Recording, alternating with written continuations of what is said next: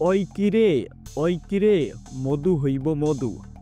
দর্শক, কয়েকদিন ধরে নেট দুনিয়ায় সাড়া ফেলেছে রাজধানীর কারওয়ান বাজারের তরমুজ বিক্রেতা রনি। ক্রেতাদের নানা অঙ্গভঙ্গি দেখিয়ে তিনি তরমুজ বিক্রয় করেন, কিন্তু তার কয়েকটি ইতিমধ্যেই ভাইরাল ডায়লগ ছিল তরমুজ হাতে নিয়ে ওই কিরে মধু মধু রসমলাই। রনি তরমুজ নিয়ে ভাইরাল হলেও এখন ক্রেতাদের চেয়ে তার ইন্টারভিউ নিতে বেশি ব্যস্ত কন্টেন্ট ক্রিয়েটররা, ফলে তার ব্যবসায় লোকসান বাড়ছে।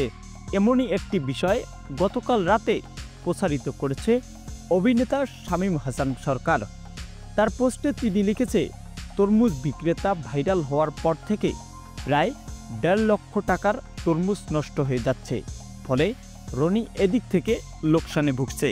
প্রিয় দর্শক, শামীম হাসান সরকারের এমন মন্তব্যটি আপনি কিভাবে দেখছেন জানিয়ে দিবেন ভিডিওর কমেন্ট বক্সে।